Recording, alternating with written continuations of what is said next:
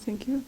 Abiy Ahmed's government has stated that it was ready to go for peaceful resolutions towards the conflict in Tigray, and even that it had formed a committee to hold peace talks.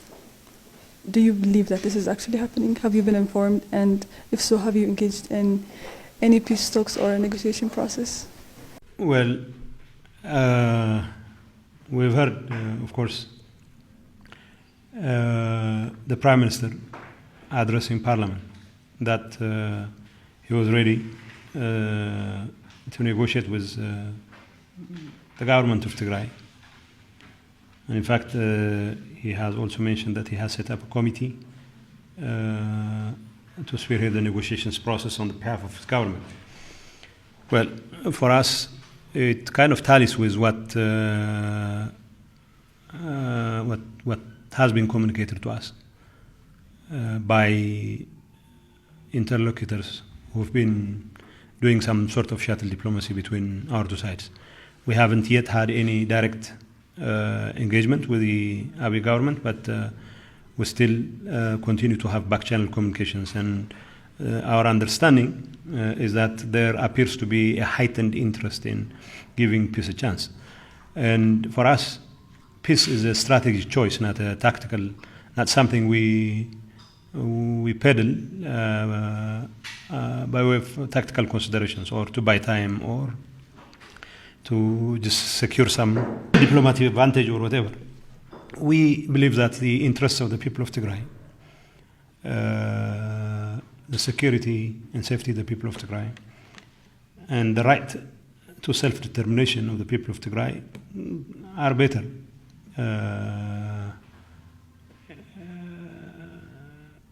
secured and better guaranteed peacefully. But it doesn't mean that simply because there is a declared intention on the part of the Addis Ababa authorities that will immediately translate into a real chance for peace. While we hope to capitalize on such a publicly stated promise, we, however, remain vigilant and would do everything in our power to make sure that our readiness to achieve or to realize the dreams and aspirations of the people of Tigray are still there. We'll never let our guards down, no matter what.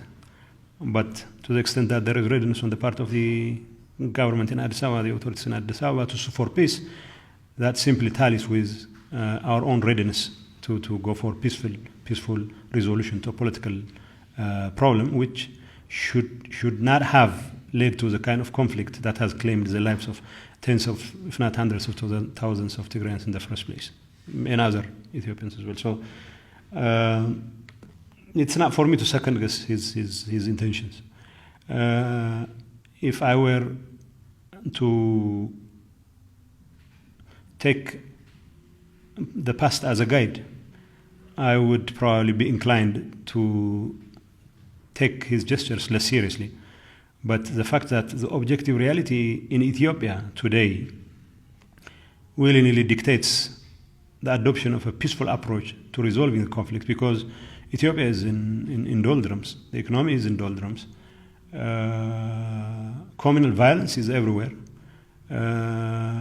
Organized units have all but taken over monopoly of power from the government, and there is little in the way of control that the Addis authorities can exert in many parts of the country. That simply means that they would not be in a position to resolve political differences militarily.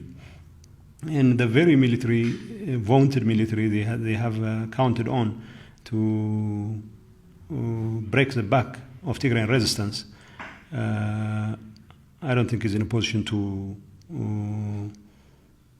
secure such expectations on behalf of the government. So I wouldn't be surprised if there is an element of seriousness there, but we're not necessarily interested in counting on the seriousness or otherwise of the gesture made by the Prime Minister. What matters to us is that we are ready to resolve this conflict peacefully if possible, but we'll never let our guards down, and we'll do whatever it takes to make sure that the aspirations, the interests, and the existence of our people as a nation is never compromised. We have been telling our interlocutors that to the extent that there is going to be a chance for peace, we have to be clear. The resumption of services, basic services such as electricity, telecoms, banking, transport services cannot be subject for negotiations. It would be foolhardy for us to negotiate, to consider the resumption of electricity services, the resumption of telecom services as subject matter for negotiations. It's a non-starter. So we expect services to be a critical element of any overture for peace on the part of the government. We believe that they should not have been cut off. Those services should not have been cut off in the first place. So our expectation, in fact our demand, is that if there is going to be any serious opportunity for peace that we can take seriously, and then those services need to be resumed without much ado. That's our official position. This is a position that we have duly communicated through our interlocutors to the authorities in Addis Ababa. And it's at least our hope, it remains our hope and expectation that these demands would be met. But, well, I can't speak for the government in Addis Ababa. I can only state what our demands are as far as the viability of talks are concerned. But we'll do whatever it takes to make sure that those talks that are being talked about right now do really happen, because peace, as I have said earlier, is in the best interest of the people of Tigray, while at the same time remaining vigilant about any dangerous moves on the part of repeat offenders, whether this be the Eritrea or the regime in Asmara, or its best boys in Amhara, or even the government in Addis Ababa. We will remain vigilant, but we will capitalize on whatever opportunities there is for peace. But the access issue, the services issue, is one critical component, and we don't believe this can and should be subject matter for negotiations. It is something that needs to be made even before negotiations begin. Despite the declaration of humanitarian truce by the Ethiopian government in late March, the delivery of humanitarian assistance has been at its lowest in the first few months. There has been an improvement, progress in the past few weeks, but it's still far below meeting the needs on the ground, and the aid that has already reached Tigray is not being distributed properly as well. Is there any improvement expected soon? Well, something to give. Whether it's going to happen soon is not a matter of choice. Like you said, following the humanitarian cessation of hostilities, there was reluctance on the part of the authorities in Addis to allow unfettered access. There were all kinds of encumbrances here and there. There have been obstacles here and there, but at least in terms of the number of trucks that are being allowed, there is a significant increase. In many cases, especially the months of May and June, it has shown marked, but still, despite the number of trucks and the increase in the number of trucks, we cannot really say that unfettered access has been allowed, because unfettered access is about putting in place a system that cannot be challenged through bureaucratic means. We have to make sure that aid agencies will be allowed to transport as much humanitarian aid as needed without any encumbrances from government authorities. In this particular case, the issue of fuel is the most problematic one, because as we speak, we have about 30,000 metric tons of food in the warehouses in Mekelle. But the aid agencies who are supposed to distribute it to the needy in Tambin or in Aksum or in Adwa or in Eastern Zone or in Samre are not in a position to do so because of fuel. And the fact that they don't have fuel has nothing to do with they are not being able to secure fuel. It has everything to do with the reluctance of the government to allow sufficient fuel to come to Tigray. So what we are saying to our interlocutors is that unless the fuel issue is properly addressed, the fact that the number of trucks has increased significantly in and of itself is not going to solve the problem. In fact, the lack of fuel, which is being imposed by the government itself, is a much more vicious way of maintaining the chokehold on the people of Tigray. That's our position. So we are communicating. For example, in our discussions today, the EU Commissioner for Humanitarian Affairs and Crisis Management, Mr. Yanis Lenarcic, was clear that the issue of fuel is very critical. Unless the food that is being transported to Mekelle finds its way to the needy in Tambin or in Samre, what's the point? I mean, just moving Adama warehouses to Mekelle doesn't do the trick. What matters is whether the people who need it have access to it. That's the most important issue. And other encumbrances need to be taken care of. I mean, there are haphazard ways of trying to stop. So our understanding is that the government has expressed commitment. This is what was communicated to us. And we want the government to continue to honor its promises and to do so at the soonest possible time possible, because any delay to distribute food costs us lives. And that is something that would further complicate matters. And what little opportunity there is for peace could somehow be endangered because of such problems. As you've mentioned, an envoy from the European Union is visiting. Mr. Olusegun Obasanjo has visited recently as well. Are such visits bearing any fruit in ending the conflict peacefully? Chief Obasanjo has traveled to Mekelle about 7 times, if memory serves me right. We have had our fair share of issues with how he wanted to do business, but as long as he was representing the EU, as long as he was helping us exchange message with regard to what our positions are, his visit was more than welcome. Whether that has achieved any meaningful result remains to be seen. We don't believe it has resulted in a significantly meaningful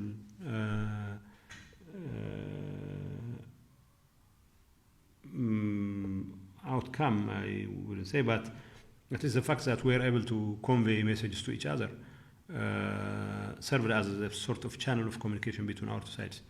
So to that extent, it was early. But there are also areas where President Govert insisted that Chief Obasanjo take care of before he could come up with, for example, the whole idea of a roadmap, whether he was coordinating his efforts with other people who appear to have a serious initiative in this regard, whether he was coordinating his efforts with countries and institutions that have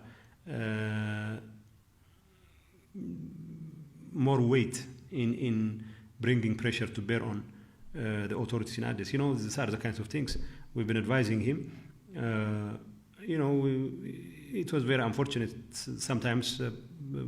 President Obasanjo, although he obviously had the best of intentions, sometimes he sounded like he was reading from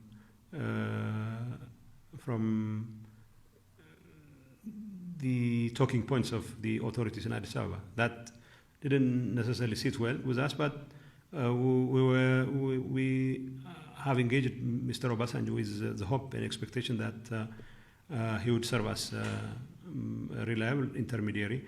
There are questions, and we still want to make sure that more serious and robust peace initiatives should be the ones there was too much forum shopping involved, so we simply expressed concern that something serious must come forward by way of peace initiative.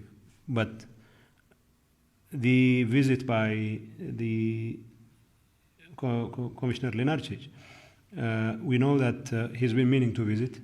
His main focus is humanitarian access issue, and it's very clear that humanitarian access issue, there is an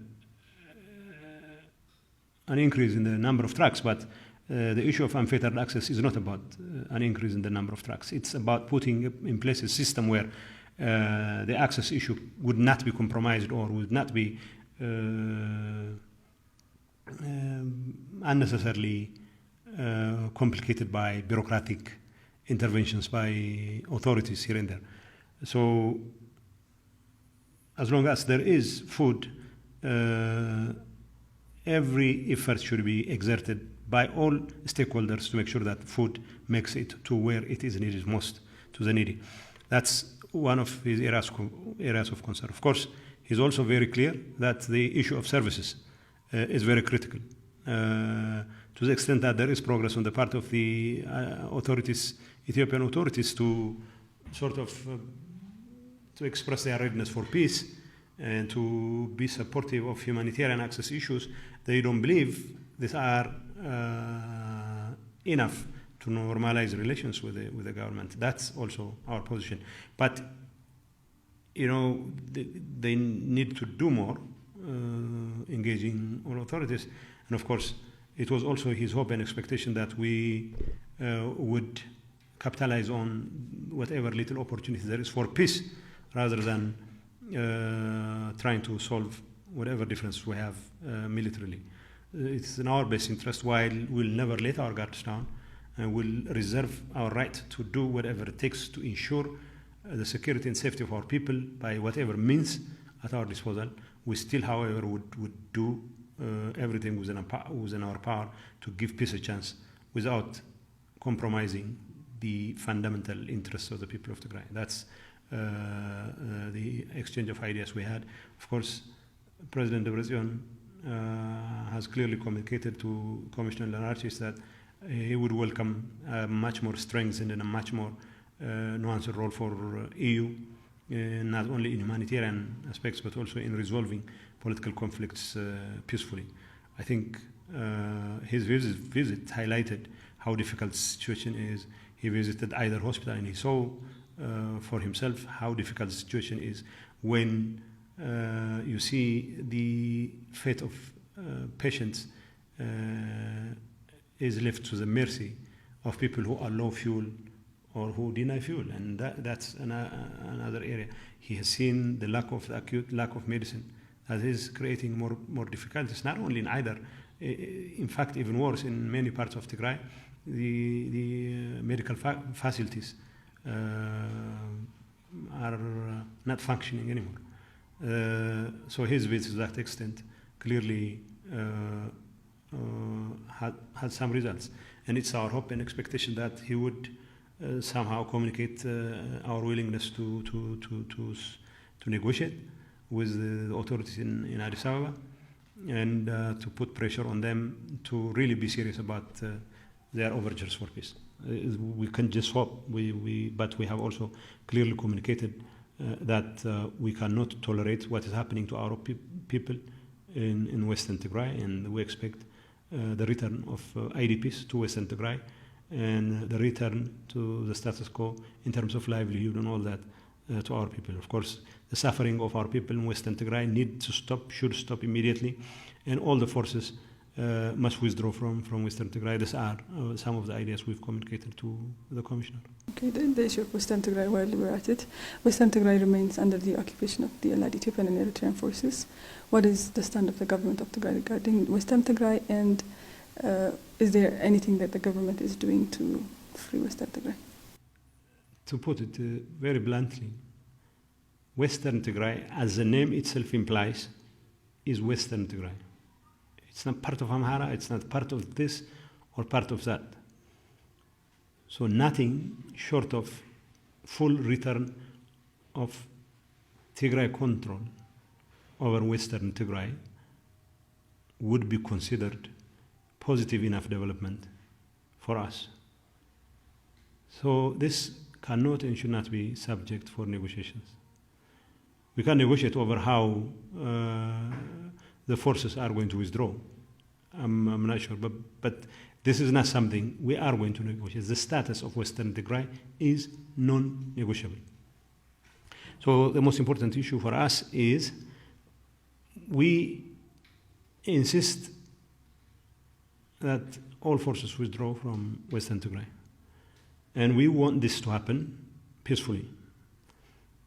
But it doesn't mean that we are naive enough to expect that this would happen easily. So while we reserve the right to resort to any means at our disposal to ensure full control, Tigray control over Western Tigray, we would at the same time do everything to make sure that this control is regained peacefully and our people are safely returned to Western Tigray, and our people in Western Tigray get a full measure of freedom, full measure of safety and security, and that can only be achieved if the forces that are now perpetrating all kinds of crimes against our people in Western Tigray fully withdraw from that part of Tigray. That's our position. Lastly, the government of Tigray has recently released more than 4,000 prisoners of war. What was the main reason for such a decision? Well, one of the things Chief Obasanjo asked us to do by way of confidence-building measures was to release prisoners of war. And we said, okay. In fact, his request was for us to release about 1,000. We said we can release about 4,000. We have twice as many still, and we have already rehabilitated them. We have no business keeping more prisoners of war. So his promise was that he would convince the government to reciprocate, to take similar measures. But unfortunately for him, the government wasn't interested in not only in accepting them, but also even in recognizing the fact that there were prisoners of war. Sometimes it would boil down to the issue of semantics. They would say these are captured soldiers, not prisoners of war. I mean, what's in a name anyway? They're just prisoners of war or captured soldiers, but we wanted to hand them over to their families. And Chief Obasanjo was the man behind this, but unfortunately, he didn't even have the opportunity to do a photo op with the prisoners of war, because obviously even ICRC, who were willing to support, couldn't support because the government was not willing. So we understand the challenge, but at least this is why it was Chief Obasanjo who initiated the process. We went ahead with it anyway, despite the withdrawal of support for the process by the authorities in Addis. Thank you so much. You're welcome.